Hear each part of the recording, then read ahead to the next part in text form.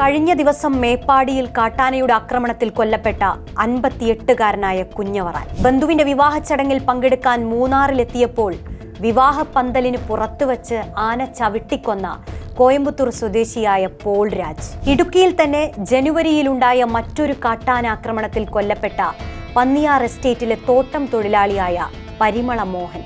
ജനുവരിയിൽ തന്നെ ചക്കക്കൊമ്പന്റെ ആക്രമണത്തിൽ പരിക്കേറ്റ് ചികിത്സയിലിരിക്കെ മരണപ്പെട്ട ചിന്നക്കനാൽ വെള്ളക്കല്ലിൽ സൗന്ദർരാജ്. ഇപ്പോഴിതാ പടമല ചാലിഗദ്ദയിലെ അജീഷ്.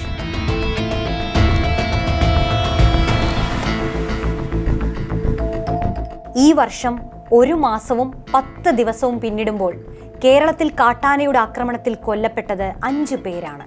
ഇടുക്കിയിൽ 3 പേരും വയനാട്ടിൽ 2 പേരും. വീടിന്റെ മതിൽ തകർത്ത് വീട്ടുമുറ്റത്തേക്ക് കുതിച്ചെത്തിയ കാട്ടാന അജീഷ് എന്ന മധ്യവയസ്കനെ കൊലപ്പെടുത്തുന്ന കാഴ്ചകളിലേക്കാണ് കേരളം ഇന്ന് ഉണർന്നത്.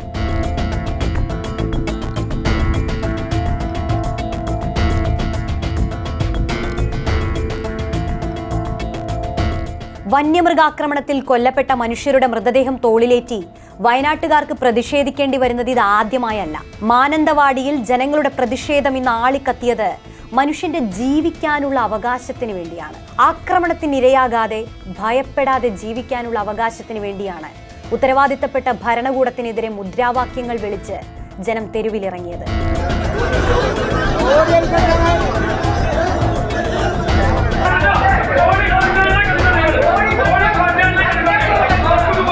പനിച്ചിയിലെ അജിയുടെ ബന്ധുക്കൾ എടുക്കുന്ന തീരുമാനം അതെന്താണോ, മറ്റൊന്നും നോക്കാതെ, മറ്റൊരു ഗതിവിഗതികളെ കുറിച്ചും ഭാവിയെക്കുറിച്ചും പ്രശ്നങ്ങളെക്കുറിച്ചും ഒന്നും നോക്കാതെ പനിച്ചിയിൽ കുടുംബം പറയുന്ന തീരുമാനത്തിനൊപ്പം മാനന്തവാടിയിലെ പൊതുസമൂഹം ഒറ്റക്കെട്ട്. റേഡിയോ കോളർ ഘടിപ്പിച്ച ഒരു ആന വീട്ടുമുറ്റത്ത് ഒരു മനുഷ്യനെ കൊല ചെയ്ത സാഹചര്യം വനം വകുപ്പിന്റെ ഗുരുതരമായ കൃത്യവിലോപമാണെന്ന വിമർശനം ഒരേ സ്വരത്തിൽ ഉയരുന്നു. തണ്ണീർക്കൊമ്പന് പിന്നാലെ കർണാടകത്തിൽ നിന്ന് വയനാട്ടിൽ ഒരു ആന കൂടി ഇറങ്ങിയിട്ടുണ്ടെന്ന് ഉത്തരമേഖല CCF വാർത്താ സമ്മേളനത്തിലൂടെ മുന്നറിയിപ്പ് നൽകിയതാണ്. എന്നാൽ അതിന്റെ തുടർ നടപടികളിൽ വീഴ്ച സംഭവിച്ചതാണ് ഒരു ജീവൻ പൊലിയാൻ കാരണമായതെന്ന് നാട്ടുകാരും പ്രതിപക്ഷവും ആരോപിക്കുന്നു. റേഡിയോ കോളർ ഘടിപ്പിച്ച ഒരു ആന നാട്ടിലിറങ്ങിയെന്നറിഞ്ഞിട്ടും വിശദാംശങ്ങൾ തേടുന്നതിൽ വനം വകുപ്പിന് വീഴ്ച സംഭവിച്ചോ എന്നുള്ളതാണ് ഒരു ചോദ്യം. വന്യമൃഗത്തിന്റെ ലൊക്കേഷൻ മനസ്സിലാക്കാൻ കഴിയുന്ന GPS സിസ്റ്റവും വന്യമൃഗം എന്ത് ചെയ്യുന്നു എന്നറിയാനുള്ള GSM യൂണിറ്റും അടങ്ങുന്ന റേഡിയോ കോളർ ഘടിപ്പിച്ചിട്ടും ചീറിപ്പാഞ്ഞെത്തിയ ആനയുടെ സഞ്ചാരത്തെ നിയന്ത്രിക്കാൻ വനംവകുപ്പിനായില്ല. കഴിഞ്ഞ വർഷാവസാനം വയനാട് സുൽത്താൻ ബത്തേരിയിൽ പ്രജീഷ് എന്ന യുവാവിനെ കടുവ അതിക്രൂരമായി കടിച്ചുകൊന്നതിന്റെ വേദനയിൽ നിന്ന് വയനാട്ടുകാർ ഇന്നും പുറത്തു കടന്നിട്ടില്ല. വീട്ടിൽ നിന്ന് രാവിലെ നടക്കാനിറങ്ങുന്നവരും പറമ്പിൽ പണിയെടുക്കുന്നവരും പാല് വാങ്ങാൻ പോകുന്നവരും വീട്ടിൽ പത്രം വായിക്കുകയും TV കാണുകയും ഒക്കെ ചെയ്യുന്നവരുമെല്ലാം വന്യജീവികളാൽ ആക്രമിക്കപ്പെടുകയും കൊല്ലപ്പെടുകയും ചെയ്യുന്നത് ഗ്രാമ നഗര വ്യത്യാസമില്ലാതെ കേരളത്തിലെ സാധാരണ കാഴ്ചയായി മാറിയിരിക്കുന്നു. വനാതിർത്തിയിലെ മനുഷ്യരിൽ പലരും എന്തു ചെയ്യണമെന്നറിയാതെ വാസസ്ഥലവും കൃഷിയും വിട്ട് പലായനം ചെയ്തുകൊണ്ടിരിക്കുന്നു. വന്യജീവികളുടെ പെരുപ്പത്തെ നിയന്ത്രിക്കുകയല്ലാതെ പരിഹാര മാർഗമില്ലെന്ന് ഒരു വിഭാഗം വാദിക്കുമ്പോൾ മനുഷ്യ വന്യജീവി സഹവർത്തിത്വമാണ് ആവശ്യമെന്ന് മറുവിഭാഗം അഭിപ്രായപ്പെടുന്നു. അപ്പോഴും ആരോപണ പ്രത്യാരോപണ വാഗ്വാദങ്ങൾക്കപ്പുറം ക്രിയാത്മകമായ പരിഹാര മാർഗങ്ങളില്ലാതെ പോകുന്നു. പഠനങ്ങളും റിപ്പോർട്ടുകളും ഒക്കെ വർഷാവർഷം പുറത്തു വരുന്നുണ്ടെങ്കിലും പ്രശ്നപരിഹാരം വിദൂരമായി തന്നെ നിലനിൽക്കുന്നു. കൃത്യമായ പഠനവും ആസൂത്രണവും ഈ വിഷയത്തിൽ നടക്കുന്നില്ല എന്ന വസ്തുത മറന്നുകൂടാ. പരിഹാര മാർഗങ്ങളായി ഇതുവരെ മുന്നോട്ട് വച്ചവയൊന്നും ഫലപ്രാപ്തിയിലെത്താതെ പോയ സാഹചര്യങ്ങളാണുള്ളത്. ആനമതിലും ഫെൻസിങ്ങും കടന്ന് ഭീതി വീട്ടുമുറ്റത്തെത്തി നിൽക്കുമ്പോൾ പദ്ധതികളുടെ അശാസ്ത്രീയമായ നടത്തിപ്പാണ് ചോദ്യം ചെയ്യപ്പെടുന്നത്. സംസ്ഥാനത്തെ ഭൂവിസ്തൃതിയിൽ 30% വനമാണ്. 1 ലക്ഷത്തിലധികം ആദിവാസികൾക്ക് പുറമെ 35 ലക്ഷത്തിലധികം ആളുകളാണ് വനത്തിനകത്തും വനാതിർത്തിയോട് ചേർന്നും താമസിക്കുന്നത്. മനുഷ്യ വന്യജീവി സംഘർഷം പതിവായ 200 ഗ്രാമങ്ങളുണ്ട് കേരളത്തിൽ.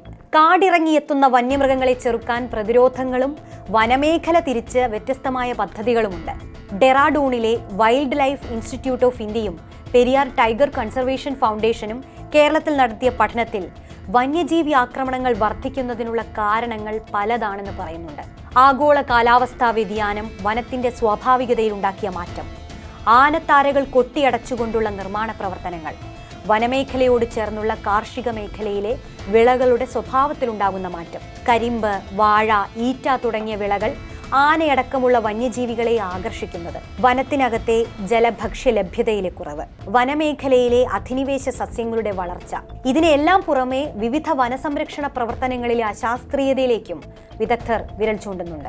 വൈദ്യുത വേലി, സോളാർ ഫെൻസിംഗ്, കിടങ്ങ് നിർമ്മാണം, കാടിനകത്ത് ജലഭക്ഷ്യ ലഭ്യത ഉറപ്പുവരുത്തൽ, SMS alert system, community alarm, അങ്ങനെ പലയിടങ്ങളിലായി ആവിഷ്കരിച്ച പദ്ധതികൾ പലതുണ്ടെങ്കിലും ഒന്നും ഫലപ്രദമായോ ശാസ്ത്രീയമായോ അല്ല നടപ്പാക്കുന്നത്. ശാസ്ത്രീയമായ പ്രതിരോധ സംവിധാനങ്ങൾ നടപ്പിലാക്കേണ്ട അടിയന്തര സാഹചര്യത്തിലാണ് ഇന്ന് കേരളം. മനുഷ്യ വന്യജീവി സംഘർഷം നഗരമധ്യത്തിൽ വരെ എത്തി നിൽക്കുമ്പോൾ ഇത്തരം സാഹചര്യങ്ങൾക്ക് മറുപടി പറയാൻ സ്റ്റേറ്റിന് ഉത്തരവാദിത്തമുണ്ട്. കേരളത്തിലെ മലയോരങ്ങളിൽ നിരന്തരം ജീവനുകൾ പൊലിയുമ്പോൾ, അനേകം ഗ്രാമങ്ങളിലെ മനുഷ്യർ ജീവഭയത്തിൽ കഴിയുമ്പോൾ അതിനെ ചെറുക്കാൻ നിങ്ങൾ എന്ത് ചെയ്തു എന്ന ചോദ്യത്തിന് മറുപടി പറയാനുള്ള ബാധ്യത വനം വകുപ്പിനും സർക്കാരിനുമുണ്ട്.